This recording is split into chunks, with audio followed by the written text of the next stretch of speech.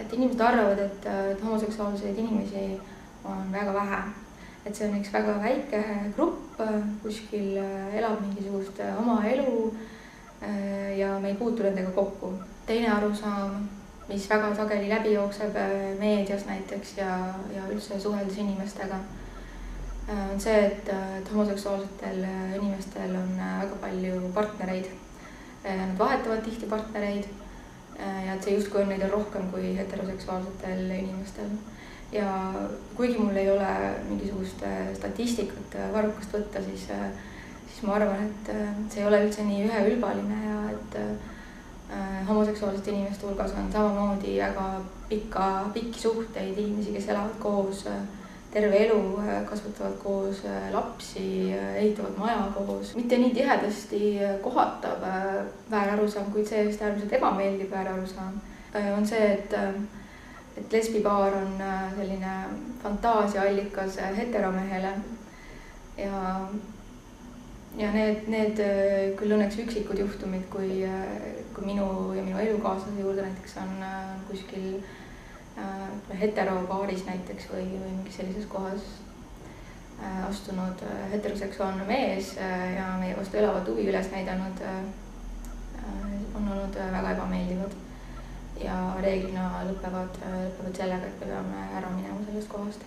Kõige tavalisem tõenäoliselt ja võib-olla mõnes mõttes ka selline mingis mõttes süütu näide on see, kui tänaval järele hüütakse.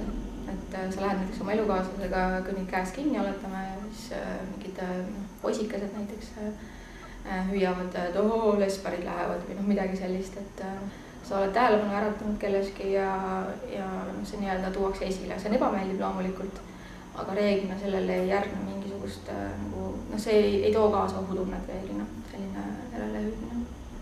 Ma olin ise päris üllatunud mingil hetkel, kui ma avastasin, et ma tunnetan ohtu tänavatel, et ma olen väga teadlik, kui ma tänaval liigun sellest, mis mul ümberringi toimub, kes on ümberringi, et ma reeglina tean, kas läheduses on mingisugused inimesed või seltskonnad, keda ma arvan, et ma peaksin kartma või kelle suhtes ettevaatlik olema.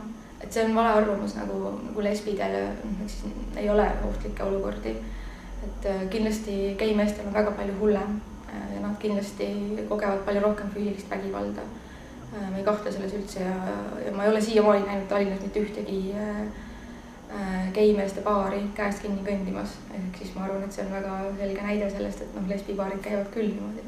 Võiks veel mainida neid olukordi, kui seltskondades tehakse selliseid nalju, kahemõttelisi nalju, olgu siis mingisuguste geide teemal või lesbide teemal või mingisugused anekdoodid, mida jällegi tegelikult ei ole mõeldud kedagi solvama selles hetkes, sest võib ilmselt seltskonnas ei tule keegi selle peale, et seal võib olla homoseksuaalseid inimesi. Et need naljakohad on alati väga, väga ebameeldivad, et sa alati mõtled, et kas ma nüüd peaksin midagi ütlema või kommenteerima või ütlema, et see tegelikult ei ole naljakas, et see tegelikult haavab mind. Pean nördimusega tunnistama, et ma sageli ei ole reageerinud. Ma olen nii-öelda alla neelanud selle olukorra.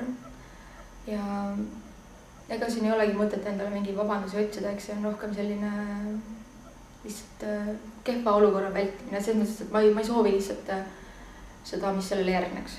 Et riik nii-öelda saadab välja sõnumi, et homoseksuaalsed inimesed on samamoodi väärtuslikud, riigi poolt väärtustatud inimesed, nende õigused vajavad samamoodi kaitset. Nende suhe samasoolise partneriga on samuti väärtuslik, et on seaduseid, mida on vaja vastu võtta just nimelt selleks, et Eesti ühiskond liiguks edasi. Et on seadused, mille puhul võib ühiskonna valmimisega jäädagi ootama, et see ühiskond võib-olla ei saagi valmis, et riik peaks siin juures just ise kaasa aitama. Nagu tegelikult tehti soolise võrdõiguslikkuse seadusega, nagu tehti võrdse kohtlemise seadusega ja ma loodan, et järgmine samm on siis partnerlusseadus.